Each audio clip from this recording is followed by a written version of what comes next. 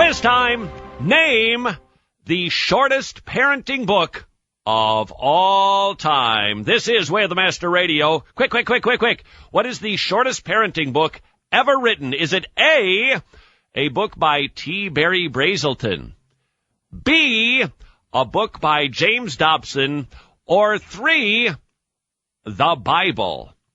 You guessed it. The Bible. Talk about a short parenting book. You would think a subject that is so monstrously big, so incredibly important, would be really, really lengthy. But it's not.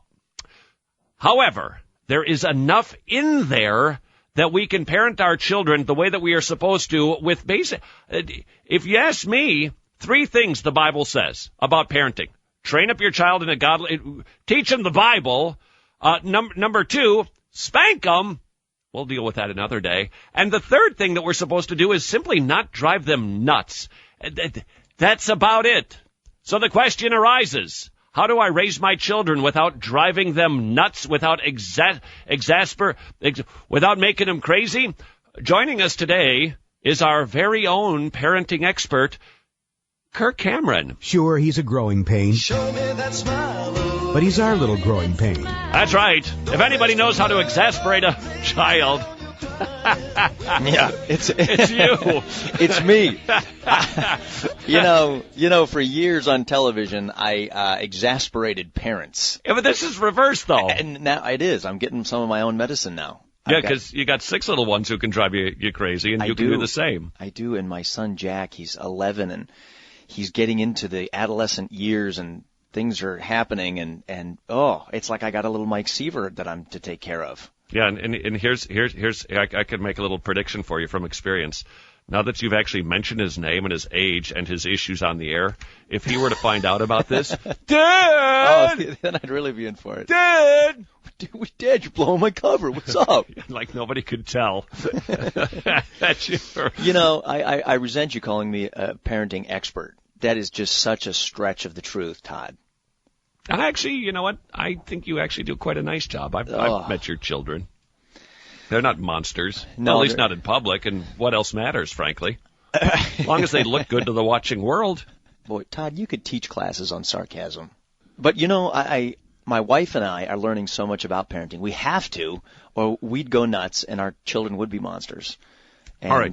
Now, what I said up front is true. The Bible is shockingly short. It is. When it comes to details on parenting. Well, we could just shrink it down even further and just look at the book of Ephesians and shrink it down even further and just look at chapter 6. And in chapter 5 and 6, you've got stuff on marriage and then also on parenting. And the two obviously need to go hand in hand. But what you said is exactly right. There's just volumes and treatises and libraries of books on parenting.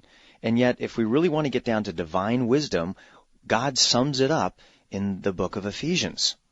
And He says to parents, do not provoke your children to anger, but bring them up in the discipline and instruction of the Lord. And there's so much packed into that little sentence.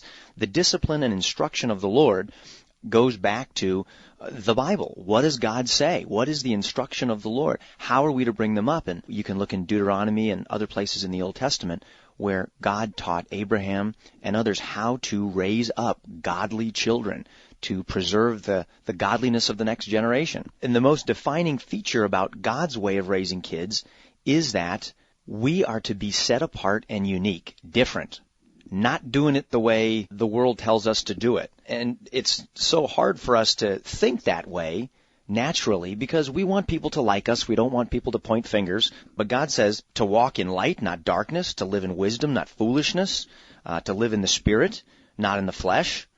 And we're called to be unique and distinctive from the world. So in other words, don't get all your parenting tips from Oprah. Wait. Have you been taking my classes on sarcasm, or are you too developing that spiritual gift? Well, just trying to put it in words that we can understand. We can get lots of parenting gurus telling us what to do, from Dr. Spock to Oprah to other people. And while some may be tapping into principles that make sense, we're going to get it all out of whack if we don't come back to God's divine instruction manual for kids. He gave them to us. He gave us children, they're gifts from Him, and He didn't leave them without instructions. In a way, Kirk, it's brilliant in its simplicity. Yeah, Just I like simple. keep your eyes on the main thing. Teach them the Bible, spank them when they need it, and don't make them bonkers. I can remember those 3 things. You know, having kids now, I'm realizing how different the culture is now from even when I grew up.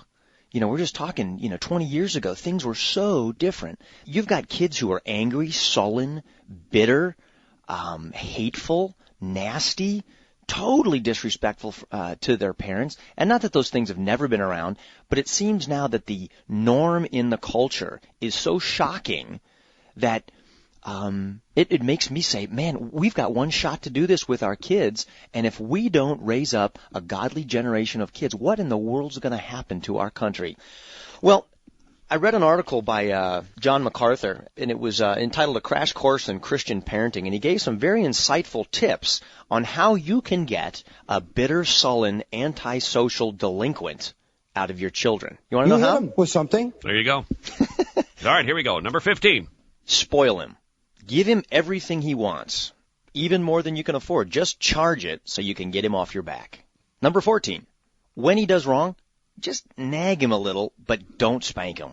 Oh, and it is a cruel thing to nag and criticize your kids. Some people say, I just couldn't think of spanking a child. Well, probably in the way you're thinking it is wrong. To ever strike a child in anger, in unholy anger, is absolutely wrong. That is not what the Bible prescribes. It talks about controlled, measured, physical discipline for the purpose of rescuing a child and bringing him back into the ways of life. So, if you think about it, 3 spankings a day is far better for a child's health than 20 scowls and 50 angry criticisms. And when it's coupled with tying strings of friendship and love and care with your children, they see those disciplines as a demonstration of how much you love them, because they know you care enough to set them back on the right course.